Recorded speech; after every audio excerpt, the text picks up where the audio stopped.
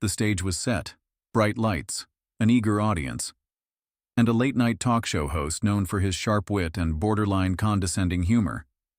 Tonight's guest? None other than Taylor Swift, global pop icon, record-breaking singer-songwriter, and more recently a vocal advocate for political and social change. She walked onto the stage with her signature grace, flashing her effortless smile as the crowd erupted in cheers.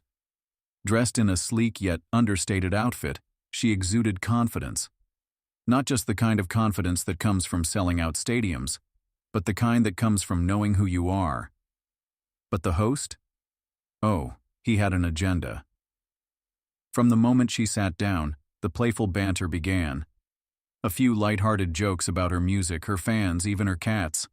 All in good fun. But then, he steered the conversation to her political activism. "You know, Taylor," the host said, leaning back in his chair. "You're incredibly talented, no doubt. But some people might say that musicians should stick to music. Leave the politics to the politicians, right?" The audience chuckled. Some nodded. Others held their breath. Taylor, however, didn't flinch. She tilted her head slightly, a small, knowing smile forming at the corner of her lips. "Some people might say that," she replied. "But then again, some people once thought women shouldn't vote either." The audience roared. The host blinked. And just like that, the game had changed. The host quickly recovered, flashing a rehearsed smile. "Oh, I see what you did there," he chuckled, shifting in his seat. "But really, don't you worry that getting political alienates some of your fans? I mean, you're a pop star. Shouldn't your focus be, I don't know, pop?"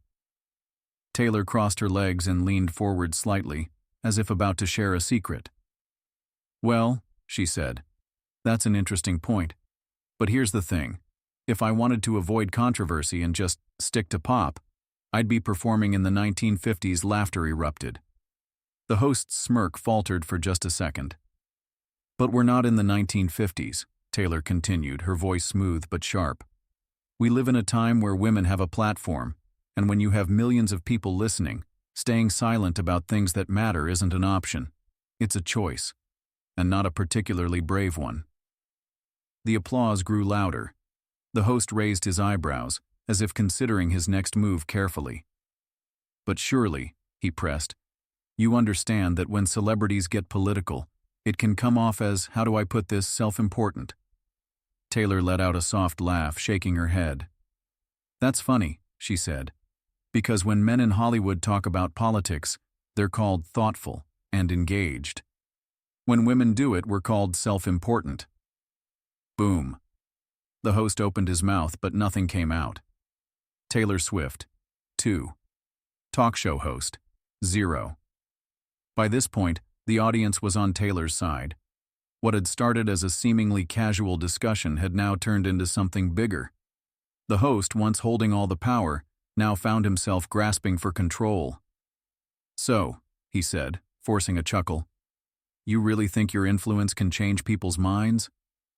Taylor sat back looking amused. "Well, let's see," she said, tapping her chin in mock contemplation. "I talked about voter registration, and 65,000 people registered to vote in 24 hours. I encouraged my fans to stay informed and young voter turnout hit record highs, so yeah, I think it's fair to say influence matters." The audience erupted in applause. The host tried again. "But do you ever think about the people who just want to hear your music without the politics?" Taylor nodded. "Oh, absolutely," she said. "Just like I think about people who watch late-night TV and just want to hear jokes without politics." She paused. "But here we are." The crowd lost it. The host's face turned a slight shade of pink. He opened his mouth to say something, then thought better of it. Realizing he was losing ground, the host decided to change tactics. "Look, Taylor," he said, holding up his hands as if in surrender. "I get that you care about these things. I do. But don't you ever feel like you're just shouting into the void?" Taylor's eyes sparkled with something that looked dangerously close to amusement. "See, that's the thing," she said. "I don't think using my voice is shouting into the void. But you know what is?" She leaned forward, lowering her voice just enough for dramatic effect. Sitting on a national talk show, dismissing a woman's activism while pretending it's just a joke. Silence. Then, applause. A standing ovation. The host, completely outmaneuvered, could only smile awkwardly. Taylor adjusted her microphone and sat back, looking entirely unbothered. The moment the interview ended, the internet exploded. Clips of Taylor's comebacks flooded social media. Hashtags like Taylor Swift for President and Taylor Swift Justice trended for hours. Memes appeared almost instantly. Some Twitter users compared the interview to a masterclass in shutting down nonsense. Others called it a verbal work of art. Even celebrities weighed in. One actor tweeted, "Never underestimate Taylor Swift. Ever." Meanwhile, the host? He played it off as just another interview. But everyone could tell. He had been outmatched. And Taylor?